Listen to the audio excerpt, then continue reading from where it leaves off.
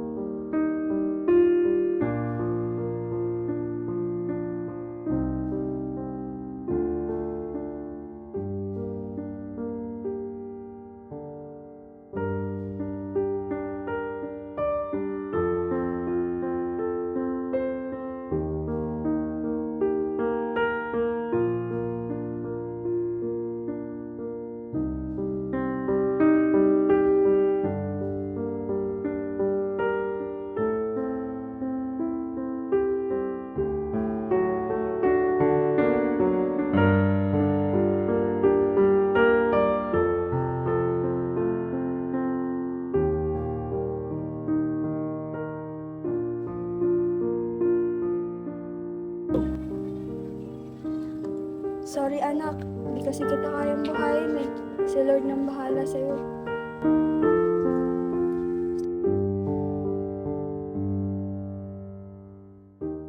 Pangalawa, magkaroon ng tirahan at pamilyang nag-aaruga.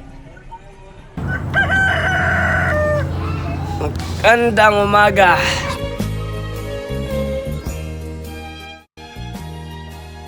Hoy, gising nga. Katrabaho pa tayo, hoy. Hoy, gising. Hoy. Ang suot niya ay lumang-luma at ang kanyang mga mata'y malanglag. Panaag mo sa kanyang mukha ang kahirapan. Maghapon siya sa mga daan, nanghihingi ng konting tulong, at madalas nyo siyang hamakin at libakin.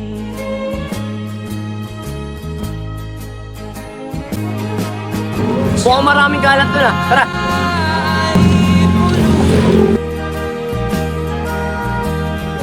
Nahamak ninyo siya ay pulubi, kauring katulad nyo.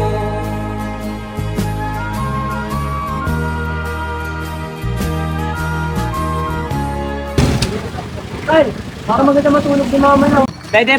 Kaso pag umulan, mababasa tayo. Oo nga, ano. Sayang naman. Pagtagal natin dito, di ko pa rin lang. Ba't nga ba hindi mo kasama ko lang?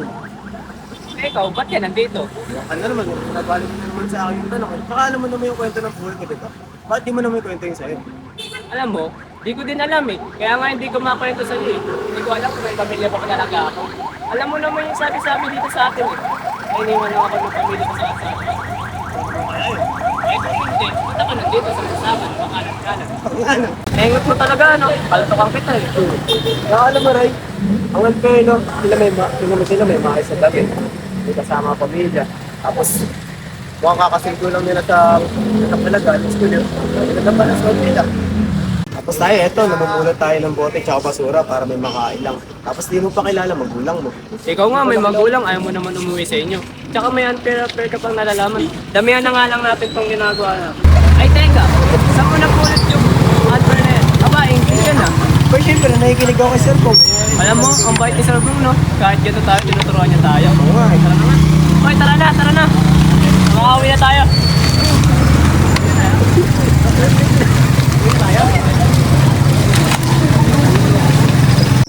Ryan, ano ba kakain natin ngayon? Hulaan nyo! Yan! Manok na mahirap! Favorite ko yan! Oh, wait lang. Ulam pa natin to bukas. Nagugutom na ako Buti na lang, nakachamba ako sa Jollibee kanina.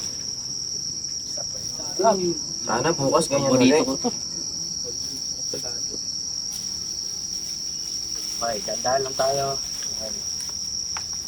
Yung bago ata akin. Sarap. Sana ganito pa rin bukas. Kung sineswerte ka nga naman. Busog na busog ako. Thank you, Lord. Tatabi ko na to para may bahan pa ako bukas. Tara na nga at makapagpahinga na. Maaga pa tayo bukas. Tara, makatulog na. Tara, matulog na tayo. Maga ka tayo bukas para makalakal.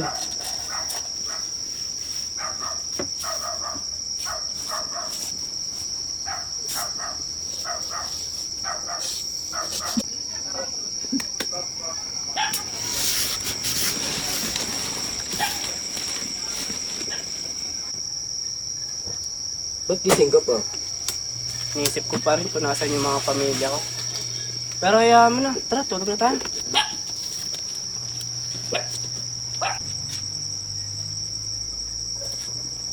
Pangatlo, manirahan sa isang payapa at ligtas na pamayanan.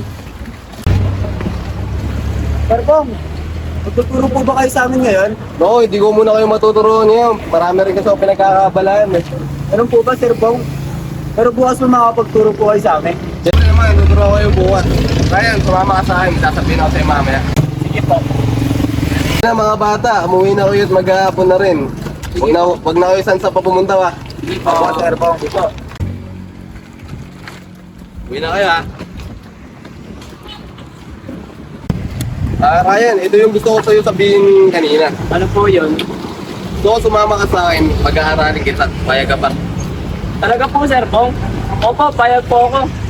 Basta, ang gagawin mo lang, pagbubutihin mo yung pag-aaral mo, ako bahala sa pangangailangan mo, bukas na bukas, enroll kita. Opo, Sir Bong. Maganda yan.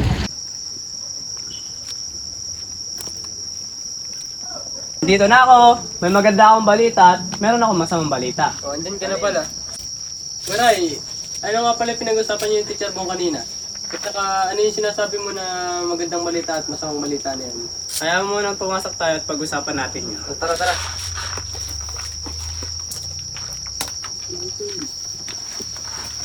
Ano ba unang gusto niyo malaman? Magandang balita o masamang balita? Sige, magandang balita muna. Ang magandang balita ay aampunin at pag-aaralin ako ni Teacher Bong. Ah, ganun ba? Eh ano naman yung masamang balita? Ang masamang balita is doon na ako titira. Ha? Paano naman kami? Sino na mag-aalaga sa amin? Dadalaw-dalawin mo pa ba kami? Hayaan nyo, darating at darating ang panahon. Ituturo ko sa inyo lahat na napag-aralan ko. Promise yan ha? Oh, promise yan. mo yan ah. Yun. Pangako yan ha? Tulog na tayo. Pasensya na kayo. Wala tayong makakain muna ngayon. Okay lang yan. Tara na. Tara na. Tama ba naging desisyon ko? O naging makasarili lang ako? Mabubuhay kaya sila kapag wala ako? Makatulog na nga. Masyadong marami na akong iniisip. Ang apat, mabigyan ng sapat na pagkain at malusog at aktibong Kaya naman ni pamayanan. Ryan eh. Kanina ko pa hinihintay yun. Kanina pa uwi ano na.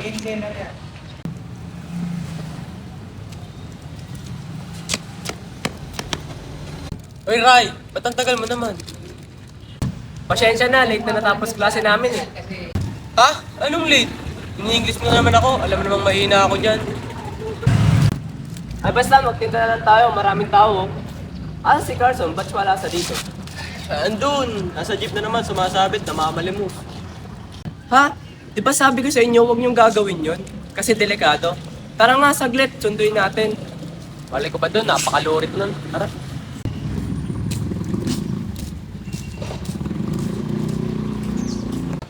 Ayun o!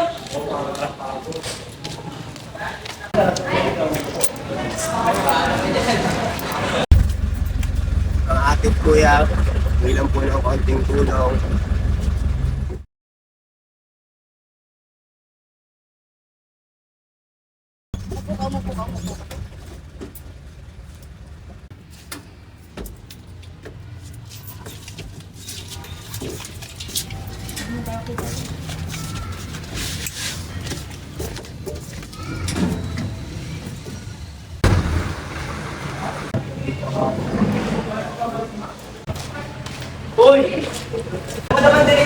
ba?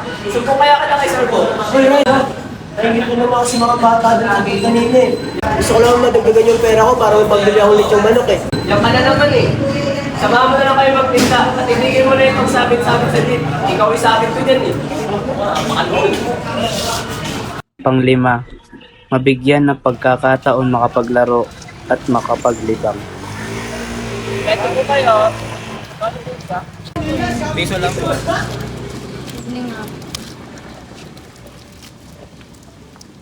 Sige, bilhin ko na yan lahat. Sige, boss. Thank you. Tara nga, ipahinga muna tayo. Pagod na ako. Tara, upo tayo sa park. Tara nga.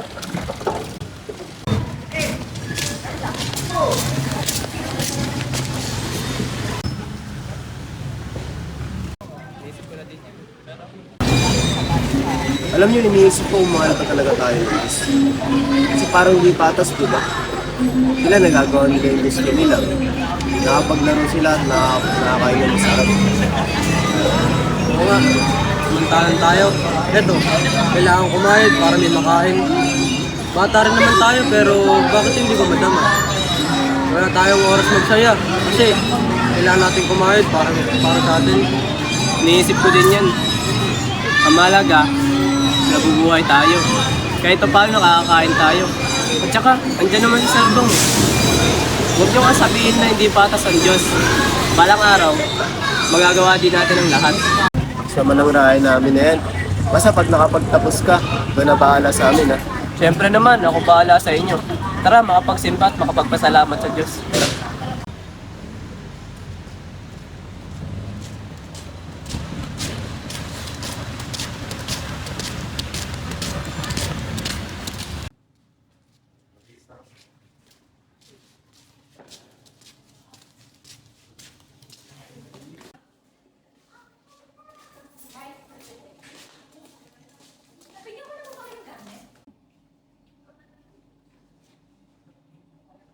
Lord, maraming salamat sa araw na ito.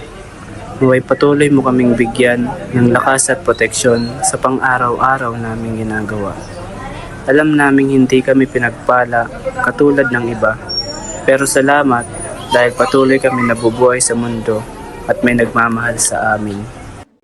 Pang-anim, makapahayag ng sariling pananaw.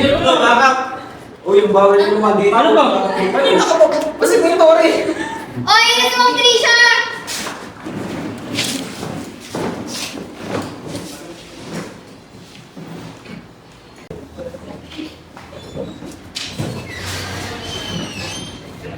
Good morning, everyone. Pakitago na ang mga phone.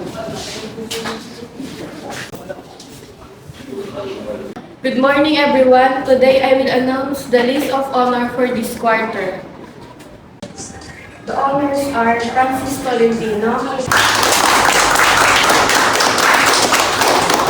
Dustin Santos, Steve Milapuentes,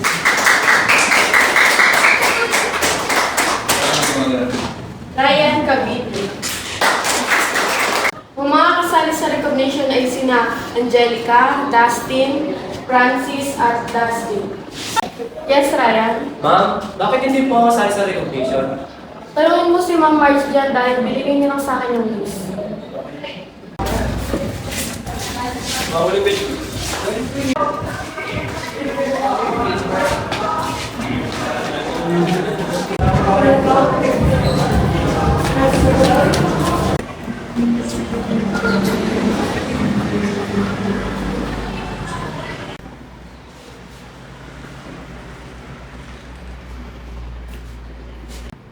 Good morning, Ma'am Marge. Yes. And what's your concern, Sir Ryan Cabilo? Ma'am, nasali naman po ako sa honors, pero bakit hindi ako kasali sa recognition? Sali ko naman sa honors. Yung nga lang, hindi ka namin sinali sa recognition kasi nga wala ka ng slot sa upuan. Di baka ma'am, pwede po magawa ng paraan. Gusto ko kasi ngiyapit yung nagpaaral sa akin. Okay lang po kahit nakatayo lang po ako dun. Eh, paano mo gagawin? Eh, yun na nga, nakalista niyo, nakaalis na, nakasettle na. Inuubos mo ang oras ko. Pinag-question mo ba ako? Ako ang guro, ako ang magdidesisyon dito. Estudyante ka lang, guro ako, wala akong karapatan para pagsabihan ako. At isa pa, Tignan mo nga yung uniform mo, ang dilaw-dilaw. Sure ka bang makakabili ka ng damit para doon sa recognition na yun? Hindi ko alam kung ano ang gagawin ko. Iniisip ko na, siguro nga kaming mahihirap, walang karapatan makisali sa katulad nila. Hindi maipaliwanag na kalungkutan ang nararamdaman ko. Tila binubuhusan ako ng malamig na tubig. Pero inisip ko na lang, ang mahalaga, natapos ko na to at magkokolehiyo na ako. Ang 7, may tanggol at matulungan ng pamahalaan. Bit-bit ko ang requirements, umaasang papasa sa scholar na ito.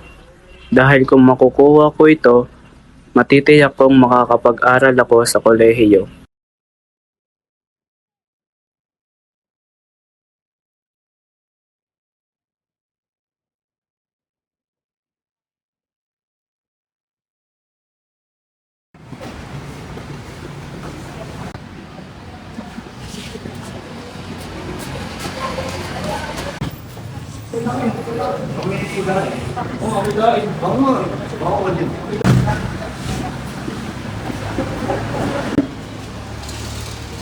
Eh, paano ka mauubusan na po? Ano pa ba? Ayaw ko ng pera. Ay, sige na nga. Ay, sir, wait lang po. Sir, naubusan ako para kayong may slot. Ano po? Eh, ang sabi niyo po sa email, papasok pa ako sa slot. Sir, balik mo kayo bukas.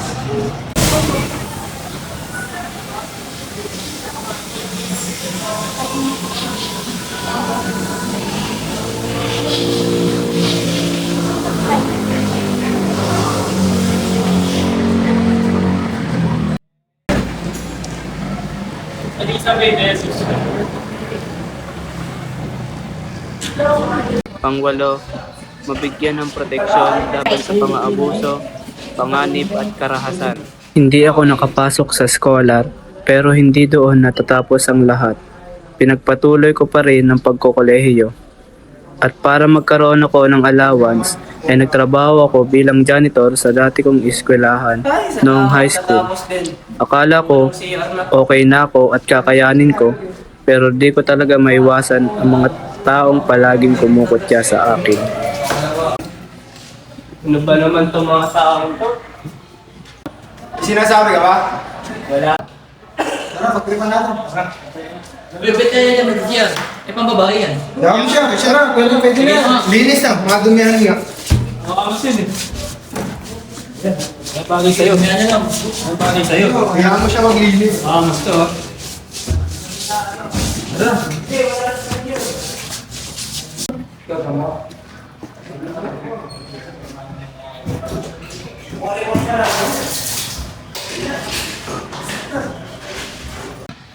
Pre, tara na pre.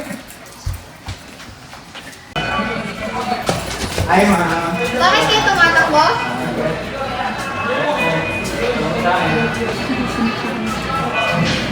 Ano ba to? Ang dumi-dumi. Asan kayo janitor dito? Hoy, Ryan! Bakit po, ma'am? Bakit naglalawa dito? Sure ka bang nilinis mo to? Opo, nilinis ko po yan kanina. Eh bakit ang dumi-dumi? Linisin mo nga ulit to? Ay, teka. Sabi nila nakapasok ka daw sa university. Opo, swerte nga po. Nakapasok ako dun eh. Sure ka bang kaya mo? Siyempre, makakaya ko. At ang pang-siyam, mabigyan ng sapat na edukasyon at mapaunlad ang kakayahan.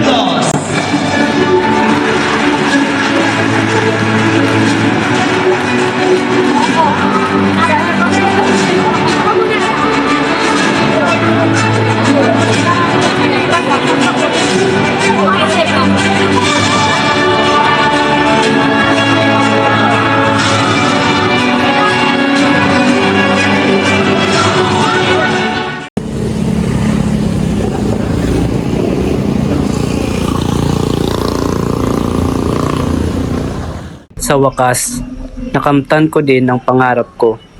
Isa na akong ganap na guro. Ito ang tinapos kong kurso para makatulong ako sa mga batang nakakaranas ng kahirapan sa buhay. Kagaya ko noong bata pa ako. Morning po, sir.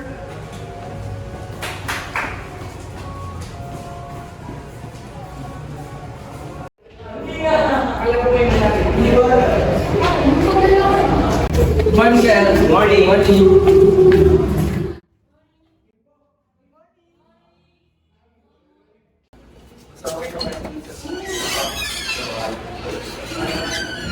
Ang ikasampung karapatan ng bata ay matutong gumalang at lumaking mabuting mamamayan. Itong karapatan na to ay isa sa pinakamahalagang karapatan dahil bawat isa sa atin ay dapat marunong tayong gumalang.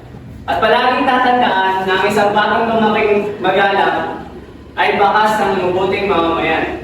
At isa ito sa hakbang upang ang mga pangarap natin ay ating makamtan. At ito ang 10 karapatan ng bata. Nawain meron kayo nakuhang aral. Okay class? Pwede na kayong umuwi. Goodbye, Sir Ryan! Ay, may kailangan pa pala akong puntahan.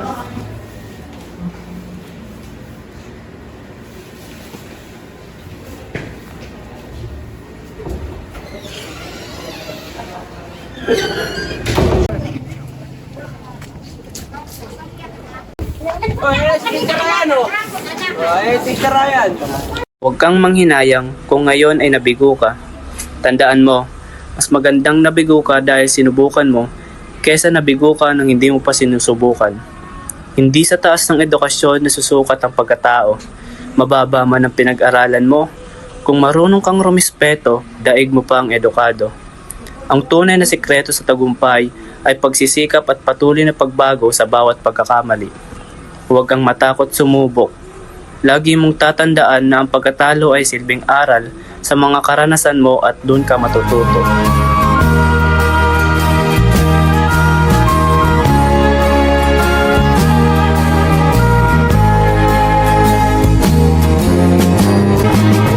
Siya'y pulubin, nahamak ninyo. Siya'y pulubin, tauring katulad nyo. Siya'y pulubin. Sa landas ng karunungan, bawat takbang ay patungo sa tagumpay. Huwag mawawalan ng pag-asa. Bawat aral ay sandata sa laban ng buhay.